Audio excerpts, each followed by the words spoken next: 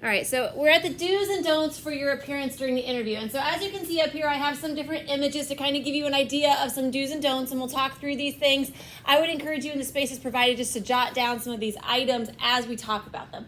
So on the do side, I have a comb over here. It's because your hair should look like you actually brushed it that morning, okay? It shouldn't look like you just rolled out of bed or that you just whipped off a hat before you walked into the interview. It should look like you actually put some thought into what your hair looks like that morning. I'm not saying it needs to be curled and all dolled up. Just saying that it looks clean and kept, okay? Your hands. One of the first things that you might do in an interview is shake somebody's hand, and there's nothing worse than shaking somebody's hand who has dirt under their nails or things on their hands. It's gross, okay? So be mindful of your hands. Wash them. Be making sure that they look good and that you don't see any dirt under the nails. Take care of that the night before. Use a nice little scrub brush. If you've been working on a car or something like that, you got oil stains, take care of them. Okay, an interview is an impression, and that first impression gets made in how long? You guys remember from yesterday? First 30 seconds. And one of the things that usually happens in those first 30 seconds is the handshake. Okay, so it's important. Make sure that your hands are clean. A tie, things like that take it a step above, I think are great, and I would encourage, especially gentlemen, to wear a tie. But if you don't have one, it's not the end of the world. I do have extras, though, if you're wanting to borrow one for the day. Belts, if you can see the belt loops, I think I talked about this yesterday. If you can see the belt loops, you need to be wearing a belt. Okay, that's part of the kind of protocol when it comes to dress attire. If you can't see the belt loops, then it's not as significant. But gentlemen specifically, if you have pants on that have belt loops, you would probably tuck in the shirt to make it look dressier, and therefore you would see the loops, so you need to wear a belt. And typically the belt should match the shoes. So if you're wearing a black belt, you should wear black shoes. If you're wearing a brown belt, you should wear brown shoes. If you only have something of a particular color, okay, all right? But I'm just telling you what the typical business protocol is so you at least know that going forward. All right, I'm not expecting you to go out and buy a whole new ensemble. I'm just telling you what's considered appropriate. All right, some kind of folder or something to carry your documents in is usually a wise choice. I do actually have a folder like the one up there that I do actually use for my interviews and things like that when I'm going into an important meeting. It's a very simple folder. It's got a little pocket over here that I can put important papers in. It's got a place where I can take notes and a little spot for me to keep my pen. And so I think this is like the perfect thing to take in because it also looks professional. And while I don't have these for all of you, I do have your little folder that you will be taking into your interview that will contain your professional documents. So that's what you'll take with you, but I would encourage you for real life, when you get out into the real world, to maybe consider getting something like this. They're not super expensive, but they look neat and tidy and organized and professional. So it's just something to be thinking about for future. You can see here, I have an example of shoes. Some girls have been sending me pictures or showing me pictures of the shoes that they have or something similar to them online. Typically speaking, business professional, it's going to be a closed-toe shoe, low heel. That's typical. I'm not telling you have to do that. I'm just telling you that that's what's considered typical business professional attire. If you have something with an open toe and it still looks dressy and you can show it to me, it'll probably be fine. If you have something that's a flat and you prefer flats, that's fine too. I'm not telling you have to wear these things. This is just what's considered business professional. Gentlemen, usually something along these lines is considered business professional. I am asking that we stay away from tennis shoes, that we stay away from jeans, that we stay away from flip-flops. Okay? What if we don't got any shoes like that? Well, the shoes you're wearing would work.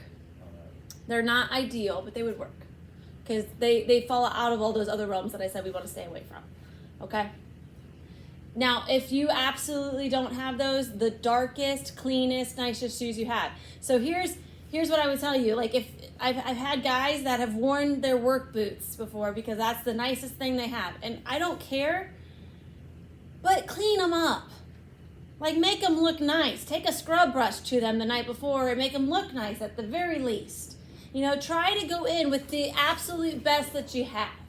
All right, that's what I'm asking of you. I'm not telling you it has to be perfect. I'm not telling you it has to be brand new. I'm just saying take the 2 minutes that it would take to scrub them off and make them look nice. All right, the best you can do with that situation. Socks. Ladies, typically socks aren't going to be something you probably wear with these types of shoes. You might wear pantyhose. I'm personally not a fan of pantyhose. I avoid it at all costs. And I encourage you to choose an outfit that maybe helps you to avoid it as well. But if it's unavoidable, wear them. Okay, just be prepared that they do snag fairly easily, so you have to be mindful of how you sit and what you do in them and things along those lines, and maybe even bring an extra set if you're going into an interview that's really important and you're planning to wear pantyhose. Having a standby set might be a good idea. Gentlemen, typically when we're talking about socks, it should match your pants. So if you're wearing black pants, they should be black socks. If you're wearing navy pants, they should be navy socks. If you're wearing khaki pants, they should be khaki colored socks. That's just kind of business protocol. Now, I understand that it is becoming more customary that socks are patterned, and that's okay. It should probably have some kind of color that resembles the color of your pants in it, but other than that, that's kind of the expectation. Does everybody understand kind of the do side? I saw a lot of like shaking heads and no. So does everybody at least understand what my expectation is? Sure? I just don't know what I'm gonna wear. And I know you have things because I've seen you dress up. So I know you have stuff. Business. It doesn't have to be business. Like if you would dress up for a presentation you were giving for like Mrs. Peters or something like that, that's acceptable. Okay? So just think through it. And if you really genuinely aren't sure, go home, lay it out, take a picture of it, and send it to me. And I'll tell you.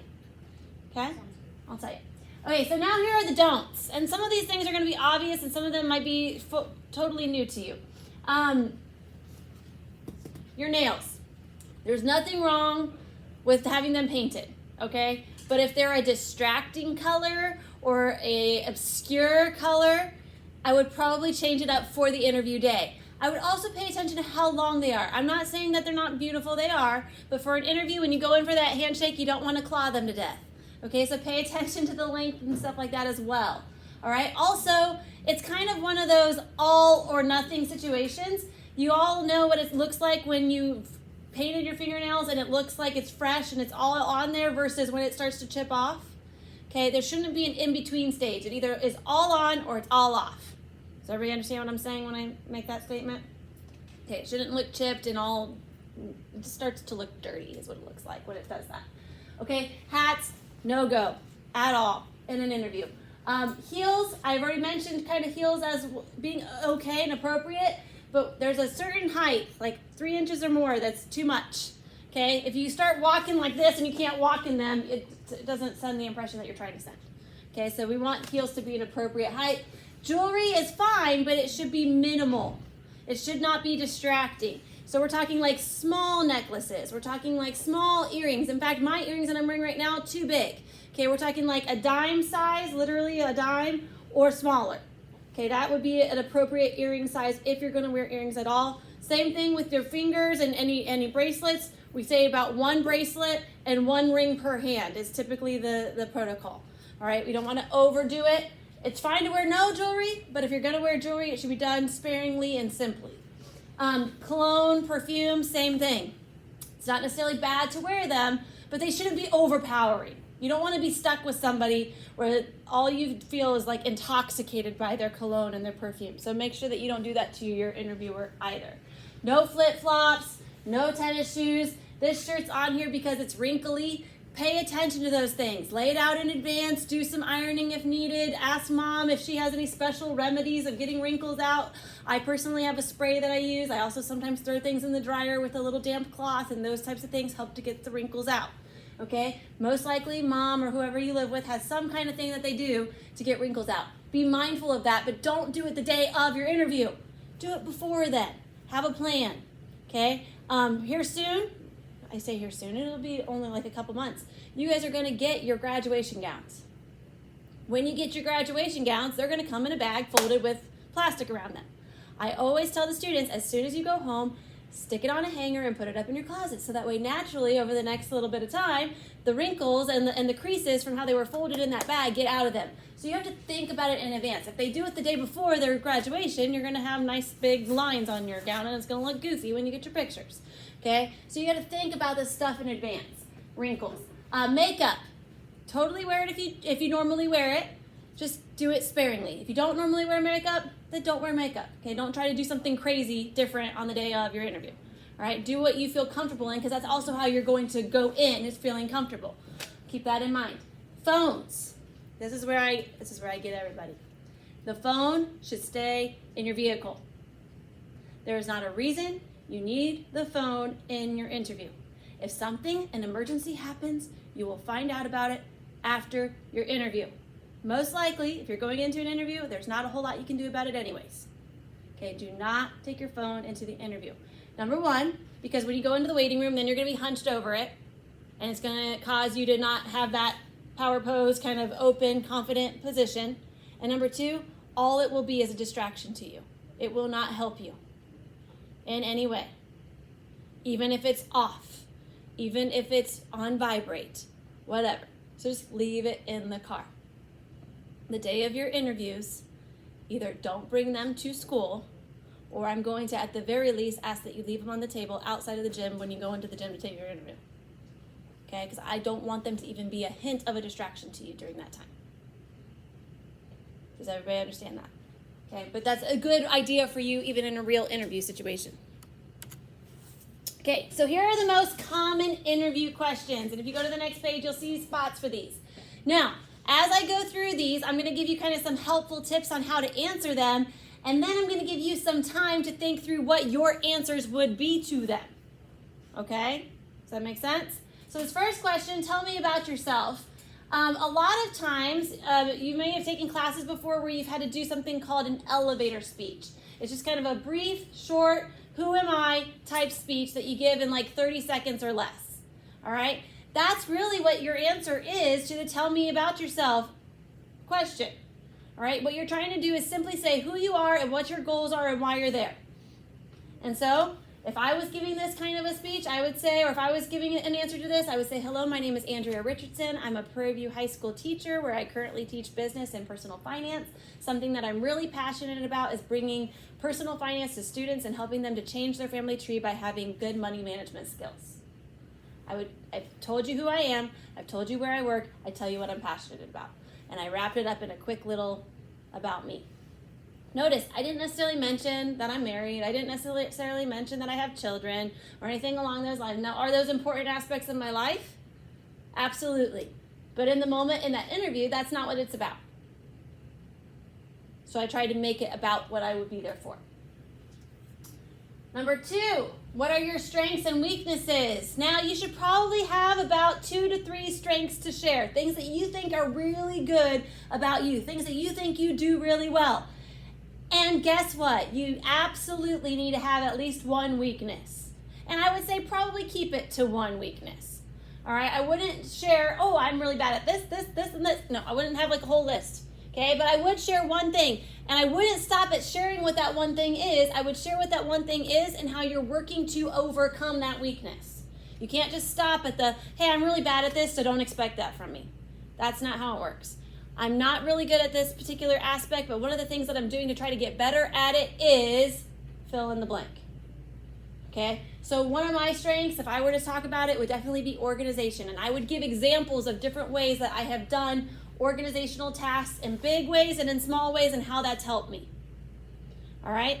One of my weaknesses is delegation.